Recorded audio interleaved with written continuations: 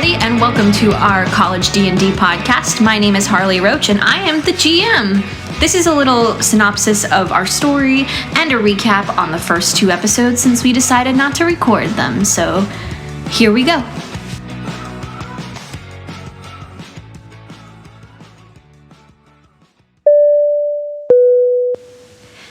Disclaimer. Harley doesn't play D&D right and has house rules. She thinks they're fun. Good news. You don't have to play the way Harley does.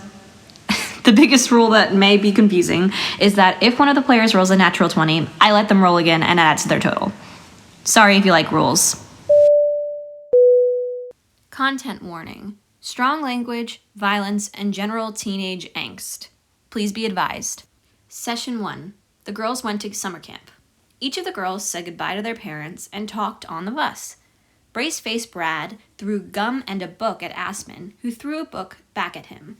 Brad then attempted to interact with a girl with a blue pixie cut who punched him in the face.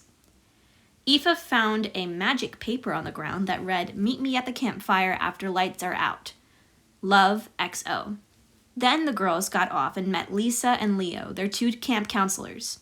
At the pavilion, they met Mr. Goodman, who gave a passively aggressive, nice introduction. Then Ryan, his assistant, read off the names and cabin assignments of the girls. The girls unpacked their things, and while doing so, Aoife found the ground glowing and went to look for the source and couldn't find anything. She stared too long at Max, their new cabin mate, and Max stepped out back. Aspen went outside to apologize, and Max asked to be alone.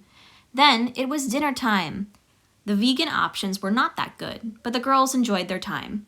Aoife almost interacted with the Jesus group, decided against it, and talked to the girls with instruments who judged her for being homeschooled. Aspen sat with Max, who was smiling contently and eating a burger. When Aspen asked about the paper by Max's foot, she said she couldn't see a paper. Aspen picked it up and read, "Bring your things, love XO." Then the paper vanished.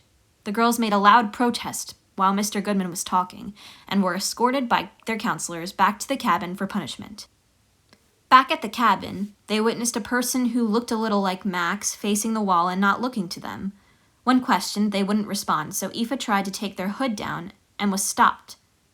Aspen snuck past Leo and saw where Max last was a glowing blue light that stopped when she got close, and a shadow person.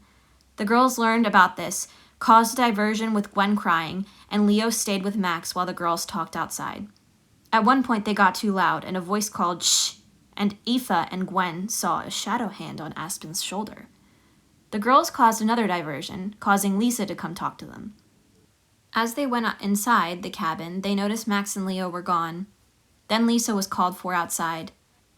When they went out, Leo said Max was in the bathhouse, so they went to the bathhouse, and normal Max walked out. Max and Aspen walked to get Gwen a tampon, and when asked, Max didn't remember having dinner with Aspen or talking in the cabin with Aoife. With a bad insight and persuasion roll, Max thought Aspen might be trying to trick or prank her. The girls discussed their next move in the stall of the bathhouse, while the girls with the instruments, Jazz, Clara, and Leah, were sitting at the sink. While talking, Aspen found a note on the toilet paper saying, "Trust no one, everything is lying." It later changed to add "clothes check, snacks check." The girls went back to the cabin, and Max was gone again. They all noticed their things were missing: Aspen's book, Gwen's locket, and Aoife's crystals. The girls packed and went to the campground. When they entered, they saw bad Max facing away from them. When asked what she wants, she said, "Come and find me," and jumped into the fire, disappearing. The girls all touched the fire and followed. After a disorienting moment, they came to in a forest, standing in front of two baby owl bears. That's where we ended the session. Session 2. This section, the party met a new member and saved Max. Ronnie had a so-so day at camp and followed Aspen, Aoife, and Gwen into the fire later that night. After scaring off the two baby owl bears, Aoife's eyes flashed green, and she felt magic pulse through her, and Aspen had a vision, meeting a 12-foot-tall woman who promised her wisdom and power in exchange for her helping to free the woman. Her connection dimmed, and she said Aspen would know how to free her when she saw it. After catching Ronnie up, the group saw Max and chased after her until she stopped in a mushroom circle. With some good perception rolls, the girls figured out that it wasn't Max, and a bibble-looking creature appeared calling herself Tilly. Tilly explained she wanted to play a game. She hid everyone's belongings throughout the realm, and if the girls found them, she would help them get home. Tilly said no hints, and Aspen and Gwen's items will be harder to find after upsetting her. The group then came across a village looking for Max, and talked to a gatekeeper orc called Greg Jelly. He explained Max would be fighting another fighter called Bark.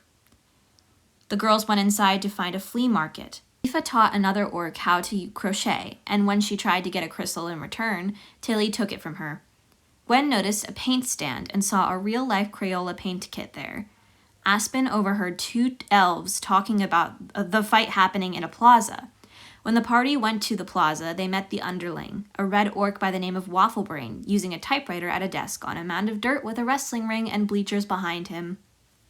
After a few failed attempts to get Wafflebrain to leave, but learning there was a mischievous group of gnomes in the forest who liked to steal things, and that one of the camp counselors was in the prison, the group met Alex, a creepy fedora-wearing ladies' man. Alex and Aspen broke into the prison, while Ronnie and Gwen distracted Waffle with some dancing. The group got under the mound of dirt and rescued Max. They also let out a lizard man, who they didn't get the name of, who used magic with his blood to teleport the group out of Peacekeeper Village. The group then convinced Alex to stay at the edge of the forest, and they abandoned him. Max told the party she was here from falling down after lying in bed and being beat up by the orcs, then put in jail. Ronnie rolled extremely well and knew she was lying, but the rest of the party didn't know, and the situation was escalated and then de-escalated. Then the group found a gnome called Dr. Nonsense. He brought the group to a Smurf-like village where they all said a person called the Giggle Goose would help them get their items back. The gnomes all started chanting wildly and summoned a creature with no real body and amorphous children's faces phasing through the blob. And that's where we ended the session. Now you're all caught up and you can continue to enjoy the show, I guess. Thanks for listening. Bye.